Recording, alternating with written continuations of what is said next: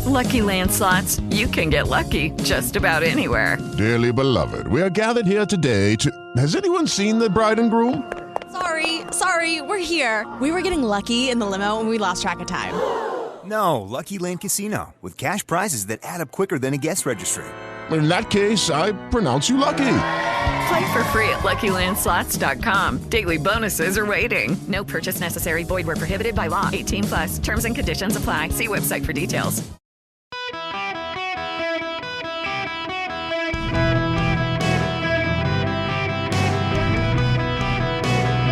Welcome to the Eric Erickson Show Podcast, Hour 2.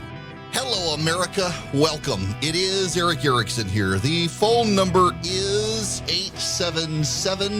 877-973-7425. Should you wish to be a part of the program, it is a free-for-all for the weekend, so you can call in about things that otherwise might not be on topic for me. You know, I gotta, as an aside here, if Rooster's still listening, I'll tell you this. In the last hour, Rooster was calling in about kids who they don't know what to do. They've got to be told every step of the way. There's not a lot of industriousness. I have a book somewhere. If y'all could see my desk, I told you it looks like a hoarder's nightmare somewhere around here on my day. Yep, there it is. Keep it on my desk. It's to remind me. There is a little book, and I highly recommend this book, particularly if you are an employer and you want to get your employees started out right. There's a little book called A Message to Garcia, and you should read The Message to Garcia. It's actually a very, very quick read. You can read the entire book in less than 30 minutes. It's that small. And I would encourage you to read A Message to Garcia. The whole story of The Message to Garcia is about the Spanish-American War. The President of the United States needed to get a message to a commanding officer in Cuba, and his name was Garcia. And he told the person who was to send the message to go to give this message to Garcia. And the point of the whole story, and it took off. I mean, you can buy this book. I'm looking at it on Amazon now. You can buy it for $3. I mean, this is how it begins. In all this Cuban business, there is one man stands out on the horizon of my memory like Mars at perihelion. When war broke out between Spain and the United States, it was very necessary to communicate quickly with the leader of the insurgents. Garcia was somewhere in the mountain fastness of Cuba. No one knew where. No mail nor telegram could reach him. The president must secure his cooperation, and quickly. What to do? Someone said to the president, there's a fellow by the name of Rowan. We'll find Garcia for you if anyone can. Rowan was sent for and given a letter to be delivered to Garcia. Hal, the fellow by the name of Rowan, took the letter, sealed it up in an oilskin pouch, strapped it over his heart, in 4 days landed by night off the coast of Cuba from an open boat, disappeared into the jungle, and in 3 weeks came out on the other side of the island, having traversed a hostile country on foot and having delivered his letter to Garcia. Are things I have no special desire now to tell in detail. The point I wish to make is this. McKinley gave Rowan a letter to be delivered to Garcia. Rowan took the letter and did not ask, where is he at? By the eternal, there is a man whose form should be cast in deathless bronze and the statue placed in every college in the land. It is not book learning young men need, nor instruction about this or that, but a stiffening of the vertebrae, which will cause them to be loyal to a trust, to act promptly, concentrate their energies, do the thing, carry a message to Garcia. General Garcia is dead now, but there are other Garcias. No man who has endeavored to carry out an enterprise where many hands were needed, but has been well nigh appalled at times by the imbecility of the average man, the inability or unwillingness to concentrate on a thing and do it. Slipshod assistance, foolish inattention, dowdy indifference, and half-hearted work seem the rule, and no man succeeds unless by hook or crook or threat he forces or bribes other men to assist him, or mayhap God in his goodness performs a miracle and sends him an angel of light for an assistance. You, reader, put this matter to a test. You are sitting now in your office. 6 clerks are within your call. Summon any one and make this request. Please look in the encyclopedia and make a brief memorandum for me concerning the life of Correggio. Will the clerk quietly say, yes, sir, and go back to the task? On your life he will not. He will look you out of a fishy eye and ask one or more of the following. Who is he? Which encyclopedia? Where is the encyclopedia? What is the encyclopedia? Was I hired for that? Don't you mean Bismarck? What's your matter with Charlie doing it? Is he dead? Is there any hurry? Shan't I bring you the book and let you look at it yourself? What do you want to know for? And I will lay you 10 to 1 that after you have answered the question and explained how to find the information, why you want it, the clerk will go off and get one of the other clerks to help him find Garcia, and then come back and tell you there is no such man. Of course, I may lose my bet, but according to the law of average, I will not. And on it goes. It's a very short read. But the whole point is, when I was a brand new lawyer, still a law clerk, every new lawyer at my law firm was given a copy of this book with an engraving on it to Eric Erickson from Sell and Melton. That was my law firm. Everyone else got the same book with that engraving with their name on it from Sell and Melton, the law firm. And the point of it was, carry the message to Garcia. Don't ask questions. Figure it out. We don't train up kids anymore to be able to do that. We live in a sink or swim world. I'll be very honest with you. I did not like practicing law. I didn't like it. There's this thing called a client. They got a problem. You know how to fix it. They don't want to fix it that way because they want to sue the other person instead. That was part of it. But part of it was I was in a more sink or swim environment than I felt comfortable. I finally started working with a lawyer at the firm who helped me a little more. When you go to law school, you don't actually learn the practice of law. You learn how to think and research, and I could do all of that, but there were parts of it that I did struggle with at first, and then I got more comfortable and I helped other people.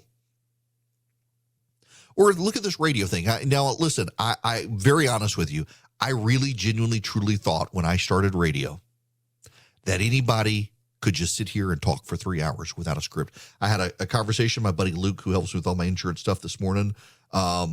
He was laughing about the number of people who think I use a script. I mean, you should be able to tell I don't by now, but some people in radio do. I know a very famous talk show host to this day who has someone write his opening monologue for him. I do most of my own research. Charlie and Philip help fill in the gaps. They put stuff in Slack, which I tend to ignore. It's become a running joke when I put something in Slack. They say, it was already in there. But when I got into radio, my boss, the pig farmer, paired me with the guy who actually dragged me into the company named Greg Mosheri, who might be listening right now. Lives up in Michigan, and he was kind of the guy who, if I had questions about how do I do talk radio, he was the guy. And at some point I was filling in for Rush, and I called him. I was like, Greg, I'm filling in for Rush Limbaugh. First time, what do I do? And he's like, I can't give you any advice beyond what I've already given you. You know what to do. Go do it. And so I did. I did well enough that I kept getting asked back. Rush was already a friend, but trust me, friendship with Rush had nothing to do with it. Years ago, Rush used to put his friends on radio, and they were all disasters. And he stopped being able to just put his friends on the air. You had to actually have some competence. Now, if you are wise, you will not bother to explain to your assistant that Correggio is indexed under the C's and not the K's, but you will smile sweetly and say, never mind, and go look it up yourself. And this incapacity for independent action, this moral stupidity, this infirmity of the will, this unwillingness to cheerfully catch hold and lift are the things that put pure socialism so far into the future. If men will not act for themselves, what will they do when the benefit of their effort is for all? A first mate with knotted club seems necessary, and the dread of getting the bounce Saturday night holds many a worker in his place. Advertise for a stenographer, and 9 times out of 10 who apply can neither spell nor punctuate and do not think it necessary to. Can such a one write a letter to Garcia? You see that bookkeeper, says the foreman to me in a large factory. Yes, what about him? Well, he's a fine accountant. But if I'd sent him to town on an errand, he might accomplish the errand all right, and on the other hand, might stop at 4 saloons on the way, and when he got to Main Street would forget what he had been sent for. Can such a man be entrusted to carry a message to Garcia? We have recently been hearing much maudlin sympathy expressed for the downtrodden denizens of the sweatshop and the homeless wanderer searching for honest employment, and with it all often go many hard words for the men in power. Nothing is said about the employer who grows old before his time in a vain attempt to get frowsy ne'er-do-wells to do intelligent work, and his long patient striving with help that does nothing but loaf when his back is turned. In every store and factory, there is a constant weeding out process going on. The employer is constantly sending away help that have shown their incapacity to further the interests of the business, and others are being taken on. No matter how good times are, this sorting continues. Only if times are hard and work is scarce, this sorting is done finer, but out and forever out the incompetent and unworthy go. It is the survival of the fittest. Self-interest prompts every employer to keep the best. Those who can carry a message to Garcia. You got to think about these. I tell my kids all the time, do. If someone tells you to do something, do it. Don't argue, don't complain. If they're your boss, go do it. You may not want to do it. You may think it's a waste of time, but you are not the boss. My kids are very independent. They can be kind of mouthy, if I'm honest. But if given a project to do, they do it without complaint, because that's the way we've raised them. That's what we expect of them. So I will brag for a moment. I'm very blessed with Philip and Charlie both. And Charlie's been with me, a long time, 9-10 years now. And when I first got started and I wanted to hire him, he had randomly reached out to me over the internet. Didn't know him from Adam. Needed somebody to help me.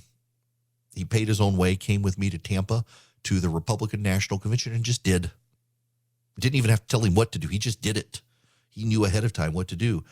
He tackled and blocked, kept people away from me, brought people to me, helped me do interviews, told me I was doing things I shouldn't do, steered me in different ways. He wasn't on the payroll, wasn't going to get paid, wound up putting him on the payroll, and he's been with me ever since. The guy just has this uncanny knack for what works and what doesn't in radio. Couldn't do the show without him. And then over time, Philip kind of fell into my lap. And what's kind of funny is working with people who were his age. He was at the time in his mid-20s, who anything they did required a head pat. It's one of the weirdest things. A generation of people who, when they do their job, expect to be rewarded for doing their job. It's called a paycheck. And he didn't.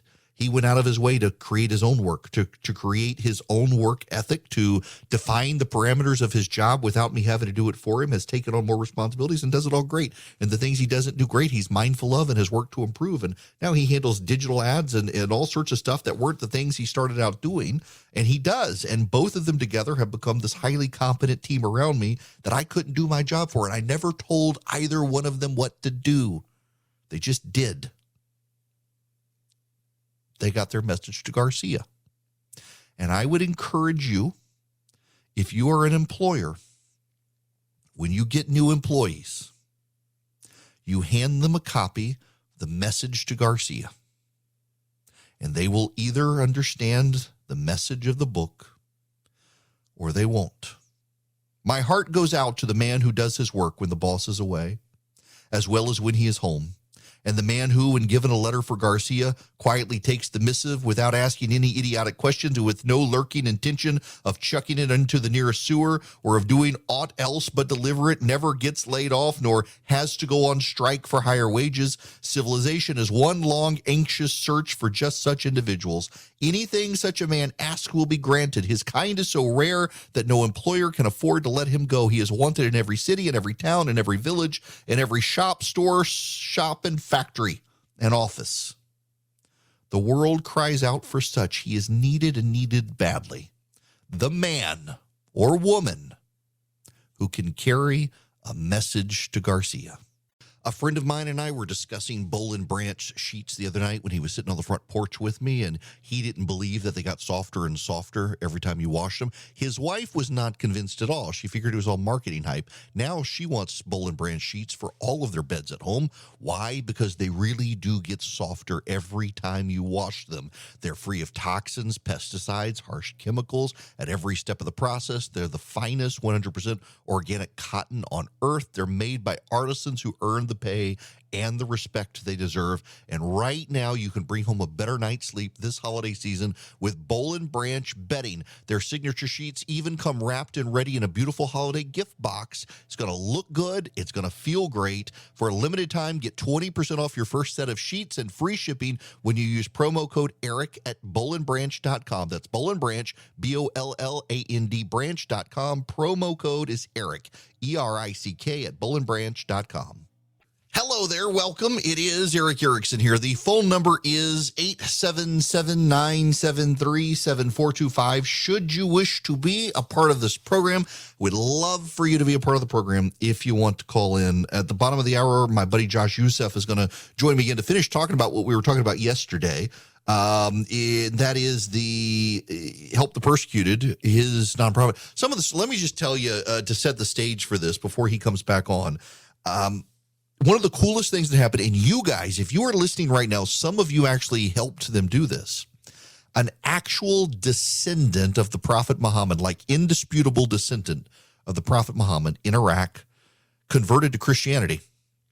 And the result was the guy's family put out a bounty on his head to kill him because he converted to Christianity. He betrayed their family faith.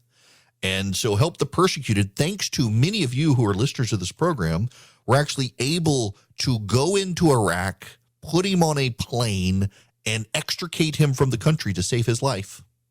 That's the sort of things that they do.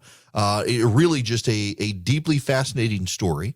And it was you guys who actually helped pull that off. I stand amazed at your generosity. And right now they have a match. They've got a donor who is willing to pay a match up to $500,000 any money they raise this month, and they're doing some really big campaigns out there. So I hope that you guys will continue to listen and stick around for this conversation, because the stuff they're doing in Southeast Asia is phenomenal. Listen, I need to tell you again, the book that I was telling you about is called Message to Garcia.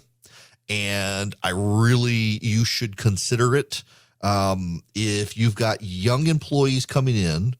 And it is an old book. It's from like 1897, 1898. It was written as a very capitalist free market spiel. But the message hits home. And you should really, if you've got new employees, like when I was a young lawyer, it was what they gave me. You want to learn how to do your work? Read this book. And the whole point of it is, when your boss gives you a job to do, go figure out how to do it.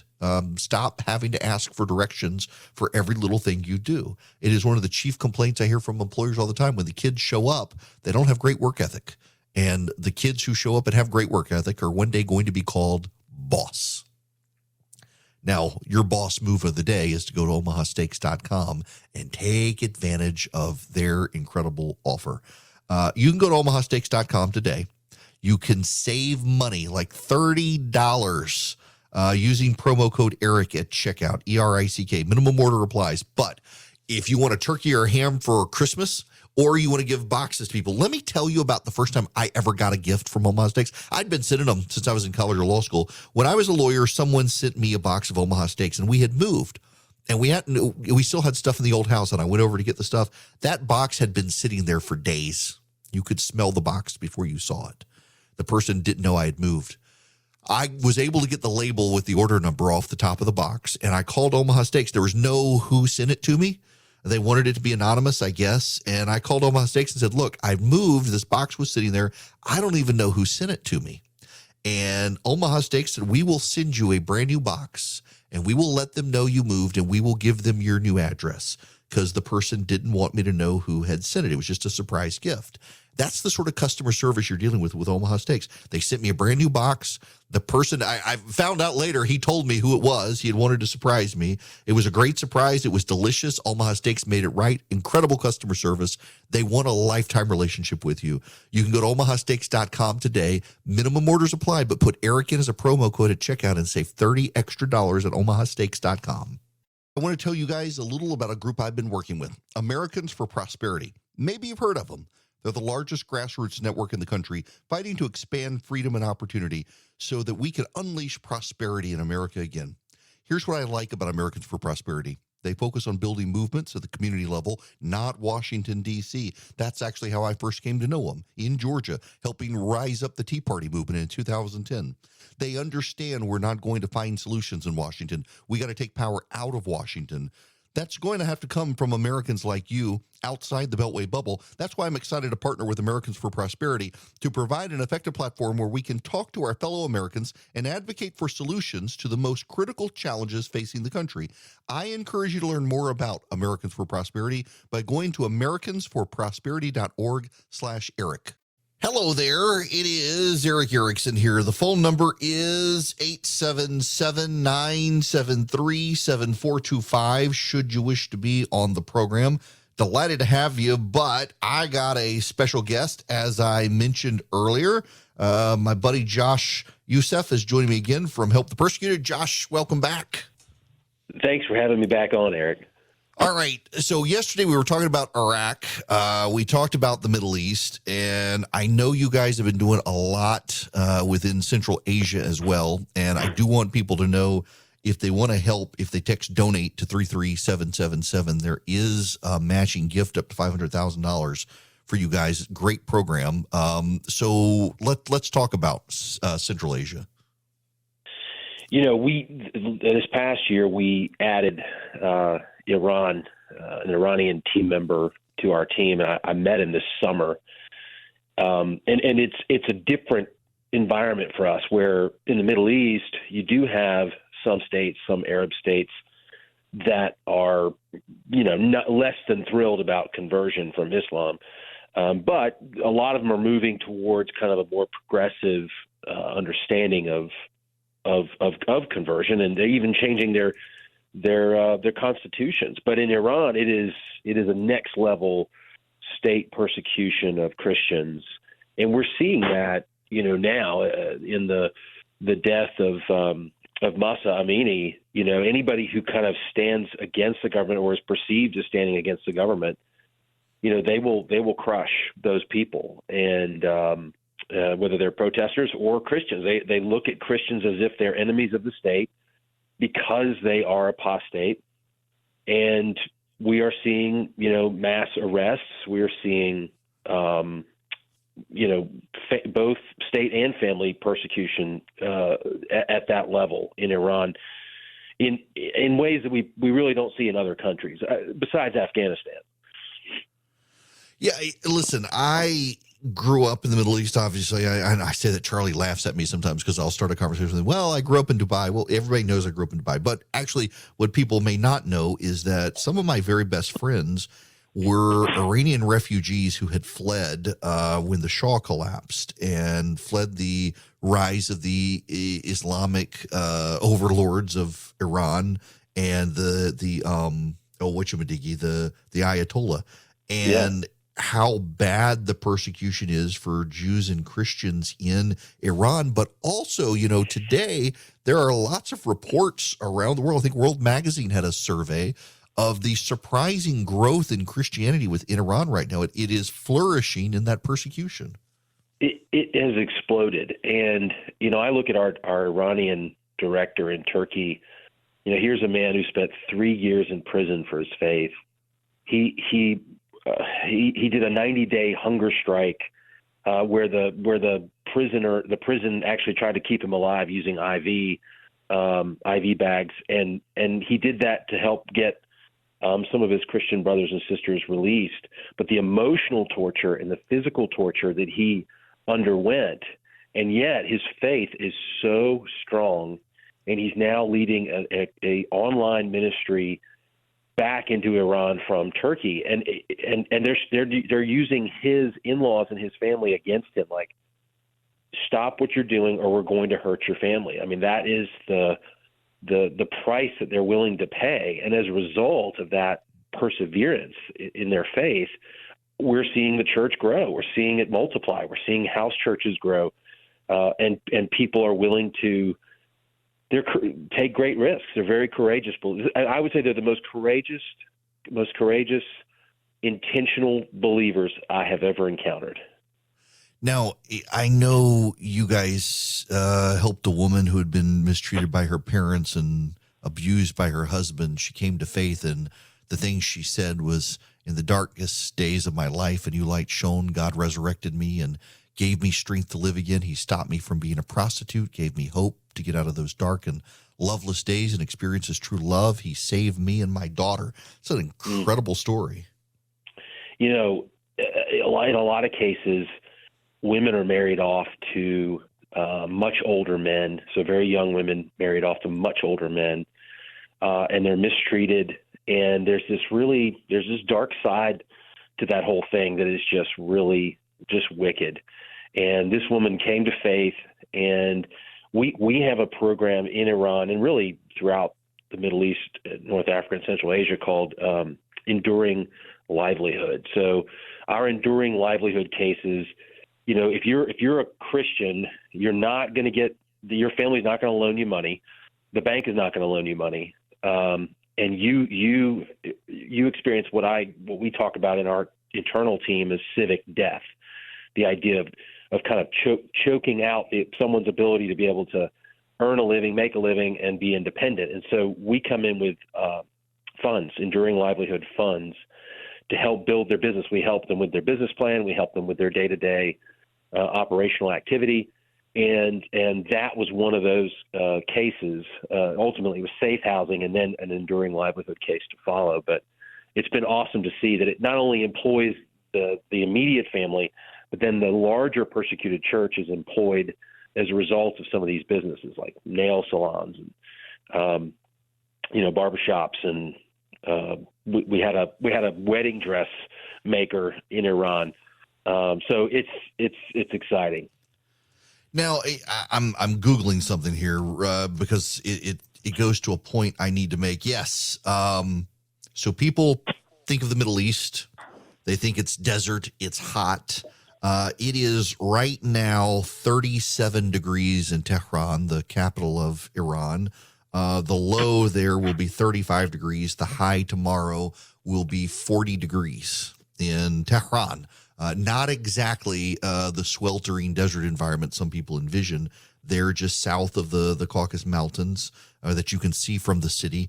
And you guys, I know, are helping deliver coats and food and gifts to Christian families there. And also having to do it under the radar and in secret in the midst of the protests and the turmoil. It obviously cannot be easy. It's not. So, yeah, we do a lot of propane gas distributions. As you said, it's colder than people would think. It's a bitter cold. And so we do a lot of propane gas distributions, clothing. And our director in Iran is an amazing man, has paid a heavy price himself, just like our friend in Turkey, and is willing to at great risk to himself, get funds needed and get items needed to believers that need it. And, I tell you, the seriousness with which they take their faith, I know I said this, but it is just so encouraging. And, Paul talks about this in Thessalonians, that he boasts about the faith of those who are being persecuted. And I oftentimes just say, I boast in what they're doing. And it's very exciting stuff. Yeah, and I keep going back to that because I know you go over to the Middle East a lot and help oversee this, and you don't just stay in Atlanta. You travel a lot, probably more than your family would like. But it's the number of people who are doing this really are putting their lives at risk. I mean, and their families' lives too. They are, and we're dealing with a really small pool of people, right? You're dealing with a minority within a Muslim majority, but then those who are really willing to kind of actually go and put their hand to the plow, do the work, that number that gets even smaller, and so really the Lord has led us to just people who are uniquely gifted in this area, and so. When I come back, my wife, she says, you need to go out there more often because you come back just so much more energized and excited. And they really are. They are my heroes. These people are truly my heroes.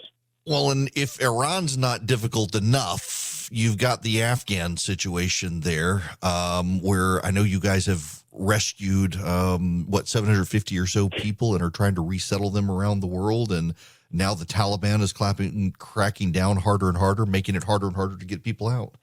That's right. Yeah. And Eric, I cannot thank you enough for what you did back in fall of 21, just helping get the word out because, and I've told my team, the easy part actually was flying these people out of Afghanistan. But the hardest part has been the last 12 months trying to find onward resettlement.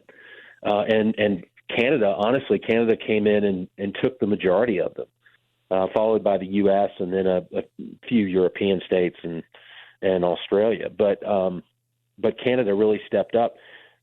It just took forever to try to get them resettled. And many of them were so despondent in the Emirates where you used to live.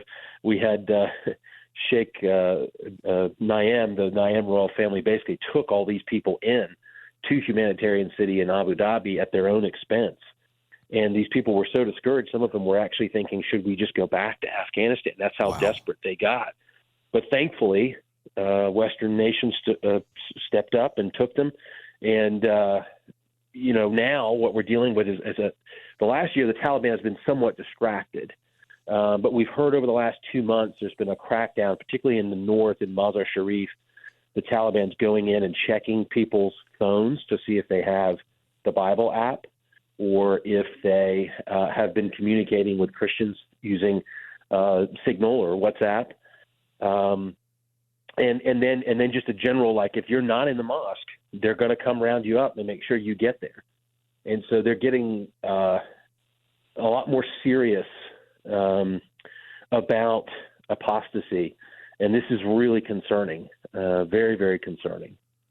Yeah, I mean, it's not really something I think most Americans can even truly relate to, that just simply having the app on your phone, a Bible app on your phone, can get you killed or tortured. It's a different, brutal world of people with deep hostility. And here you guys are going into that with donor help to make it happen. And folks, if you want to donate to help them keep doing this, text the word donate to 33777 to help the persecuted.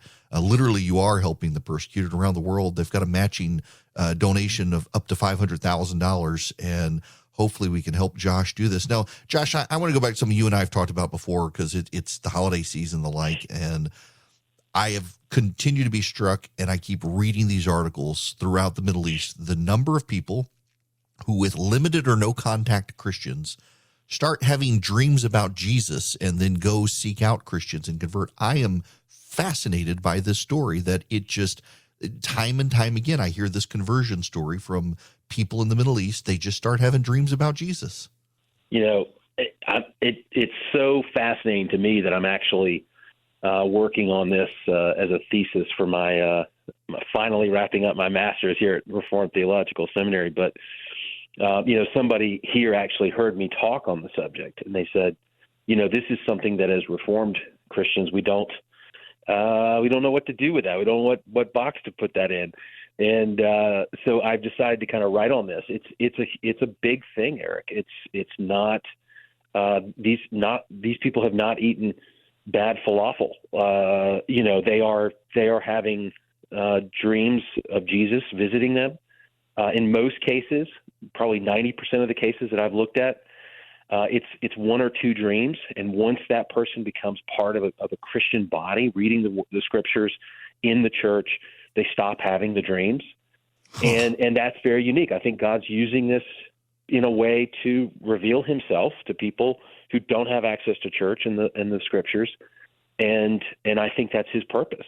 I'll tell you this real quick. I don't know how much time we have, but one of the guys that's serving our church in the Middle East is a former ISIS member. He had a dream. He had a dream that one of our directors came to him with an envelope, a white envelope filled with blood, and the envelope was dripping with blood. And when he got up to the envelope, it smelled like perfume. And then he woke up and he said to our director, "What was that?" He said, "Without the shedding of blood, there is no forgiveness of sins. That is Jesus' blood that you smelled." And he immediately came to faith in Christ. He is a worship leader in a church. He leads like 12 small group Bible studies a week. He was an ISIS recruiter. I mean, he was a Sharia judge in Syria who had executed people, and he has the most amazing testimony. Well, and listen, I understand people who aren't believers listen to this thing. This is kind of nutty and hokey, and yet I hear these stories. I believe these people. It really happens. Josh, I got to leave it there. Again, folks, you can text donate to 33777 if you want to help the persecuted. It's a great organization to help, particularly during the Christmas season. Josh, I thank you so much for hanging out with me and talking about this and for what you're doing. Grateful for you, Eric. Merry Christmas. Merry Christmas to you too. Josh Youssef with Help the Persecuted. You can text the word donate to 33777 and help very literally help the persecuted. Now, right now, I need to tell you about Eden Pure because they got a great deal for you. They're 3-pack for less than $200.